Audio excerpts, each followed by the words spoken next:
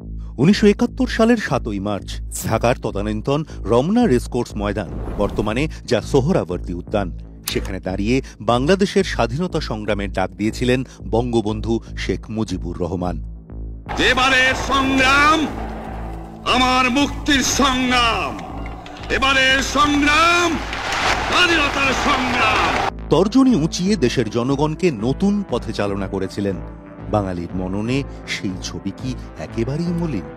না হলে জাতির পিতার মূর্তি ভাঙার নেপথ্যে কি যুক্তি থাকতে পারে? আমি প্রধানমন্ত্রিত্ব চাই না, আমরা দেশের মানুষের অধিকার চাই। কোন বদলের অঙ্গ 32 নম্বর ধানমন্ডি রোডে মুজিবের বাসভবন, যা তার কন্যা হাসিনা প্রধানমন্ত্রী হয়ে পরিণত করেছিলেন মুজিব সংগ্রহশালায়, সেখানে ভাঙচুর এবং অগ্নিসংযোগ। 71-এর 7ই মার্চ মুজিব তর্জনী উঁচিয়ে স্বাধীনতা ঘোষণা করে বলেছিলেন, রক্ত দিয়েই রক্তের ঋণ শোধ করতে আমি প্রস্তুত। 7 কোটি মানুষকে দাবায় রাখতে পারবো না। আমরা যখন মরতে শিখেছি তখন কেউ আমাদের দবাতে পারবে না। তারপর পদ্মা তিস্তা দিয়ে বহু জল বয়ে গিয়েছে, বাংলাদেশও বদলে গিয়েছে পুরোপুরি।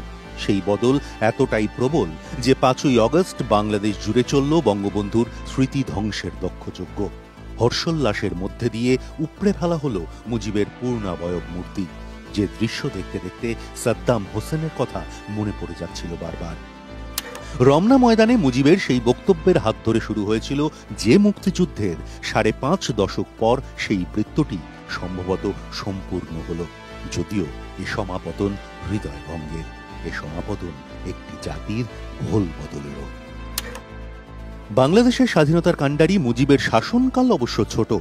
1975 সালের 15ই আগস্ট কাকভোরে ধানমন্ডির বাড়িতে অভ্যুত্থানকারী সেনার গুলিতে শেষ হয়ে গিয়েছিল মুজিবের গোটা পরিবার। জার্মানিতে থাকায় সে যাত্রায় প্রাণে বেঁচেছিলেন শেখ হাসিনা এবং শেখ রেহানা। গত 5ই আগস্টও এক আশ্চর্য সমাপতনের দিন। সেদিনই প্রধানমন্ত্রী পদে সদ্য ইস্তফা দিয়ে বোন রেহানাকে নিয়ে বাংলাদেশ ছাড়েন হাসিনা। দুই বোন যখন সেনার কপ্টারে উঠছেন, ঠিক তখন আগুন জ্বলে উঠেছিল 32 নম্বর ধানমন্ডি রোডের সেই বাড়িতে। মেয়ের বিমান যখন ভারতের আকাশসীমায়, ততক্ষণে বাংলাদেশে পুড়ে ছাই এতদিন সযত্নে রক্ষিত তার বাবা বঙ্গবন্ধুর যাবতীয় স্মৃতি। বলতে গেলে 71-এ বাঙালির মননে যে চেতনার উন্মেষ ঘটিয়েছিলেন কলকাতা বিশ্ববিদ্যালয়ের প্রাক্তনী মুজিব, গণক্ষোভের অবুঝ আগুনে ছারখার সেই চেতনারই প্রবাহ। অনেকেই বলে থাকেন এই বিচ্ছিন্নতার সূচনা হয়েছিল মুজিব হত্যাকাণ্ডের অব্যবহিত পরেই। ভাষার দাবিতে